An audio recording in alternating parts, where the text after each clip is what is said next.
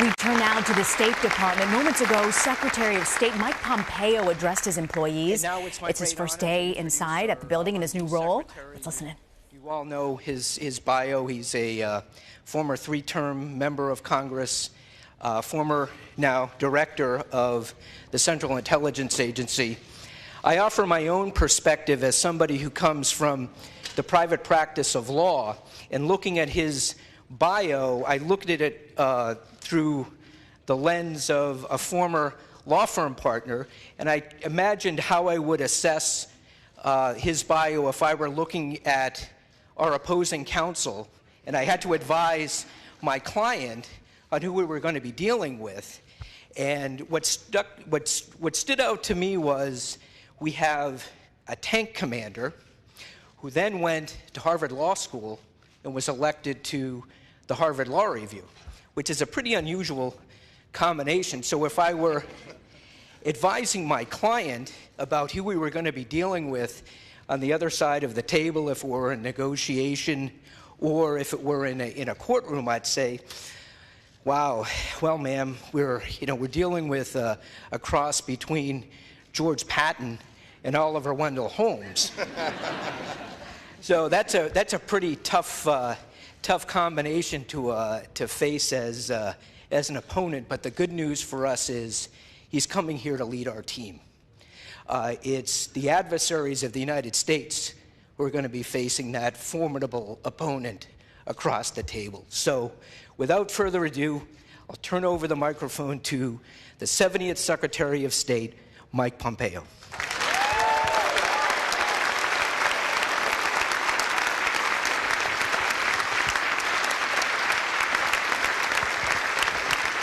Thank you. Thank you. Thank you.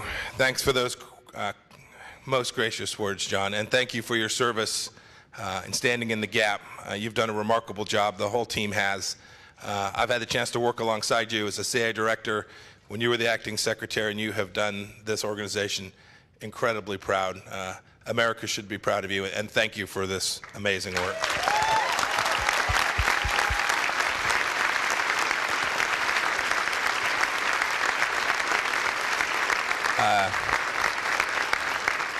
So I think I have the record for the longest trip to the first day of work.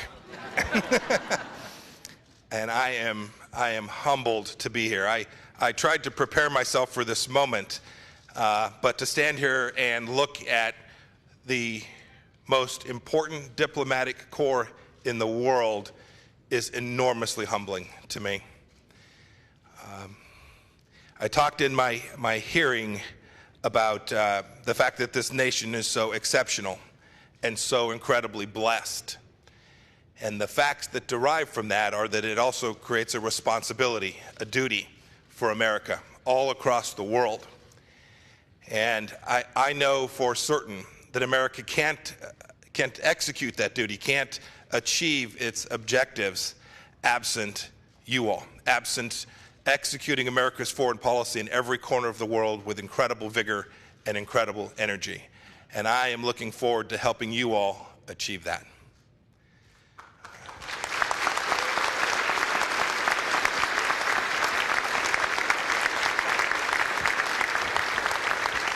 My remarks today will be relatively brief.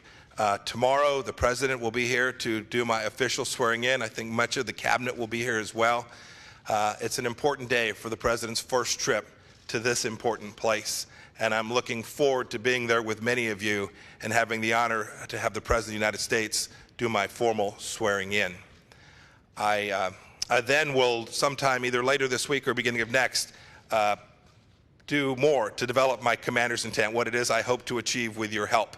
I'll speak to the entire workforce. I'll lay out for you my expectations, my hopes, and most importantly, share with you my leadership style. And this is very different. Like, one of the first rules is don't talk down to people, right? So I'll speak to you all right up here, exactly. But alongside that is that I feel like I know you. I've worked alongside you as a member of Congress when I traveled. I've had the chance to watch when I was traveling around the world, and I would go into an embassy and I'd arrive late at night, and there were the folks in the political section or the economic section toiling, doing great work on behalf of America. So I have a great deal to learn about the State Department and how we perform our mission. But as people, I'm confident that I know who you are. I know that you came here. You chose to be a foreign service officer or a civil servant, or to come work here in many other capacities, and to do so because you're patriots and great Americans, and because you want to be an important part of America's face to the world. My mission will be to lead you and allow you to do that, the very thing you came here to do.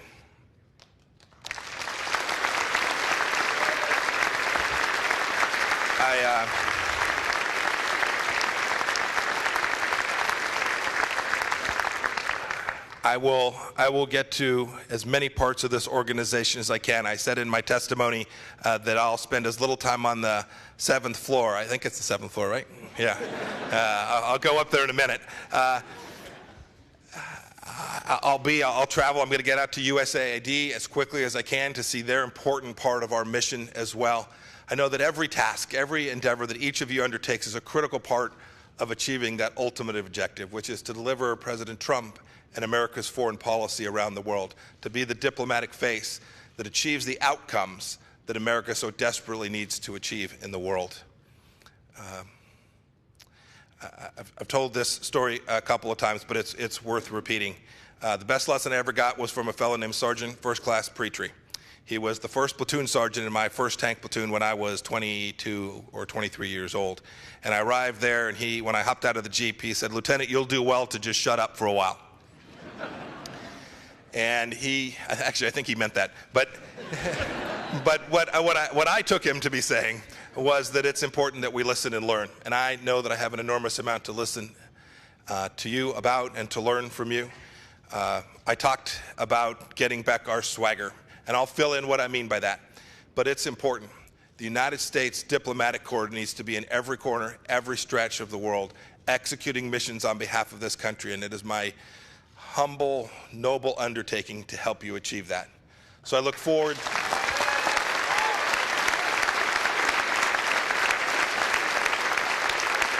Thank you.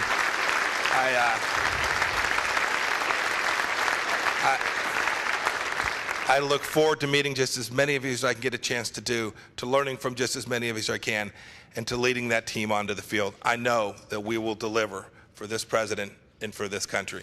Thank you. May the good Lord bless each of you. I'll see you all around the building. Thanks.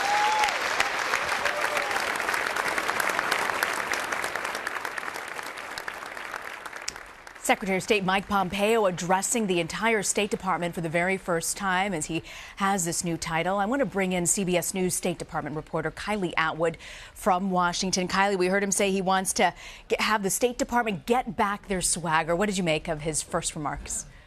That's right. He said he was talking to the most important diplomatic corps in the world. And he said that he's going to come on and be their leader. He's going to be the one to enable them to do the work that they want to do.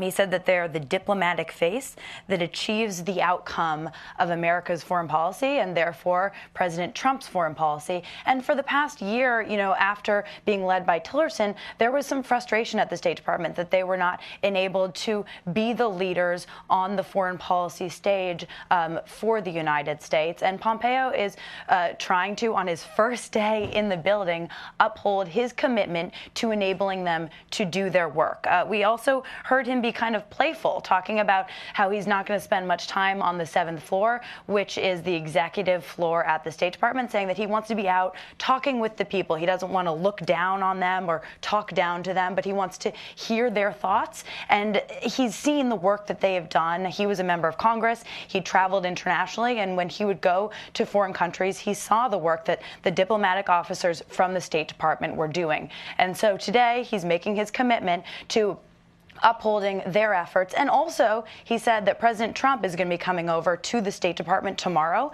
That will be the first time that Trump visits the State Department. We're now almost a year and a half into this administration. So that's pretty significant in terms of how he's going to encourage Trump to also enable this department as well. And in addition to having Trump visit, he's also been doing a great deal of traveling since getting into office. Going forward, what do you expect his top priorities will be?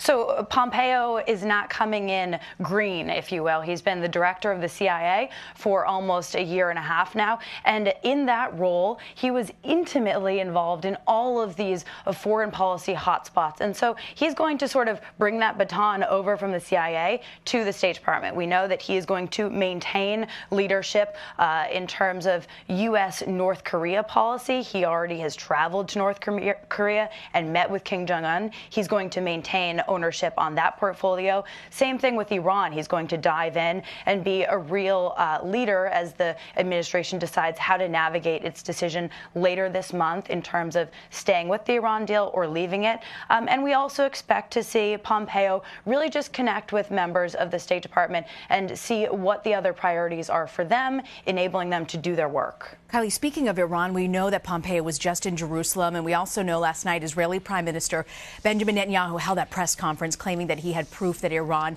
has continued to develop nuclear weapons since signing a deal in 2015 to stop those efforts. What do you think this means for the U.S.? What can we expect Pompeo's role to be? Typically in Mideast talks of any sort, we've seen Jared Kushner, the president's son-in-law. Where do you think he's going with this?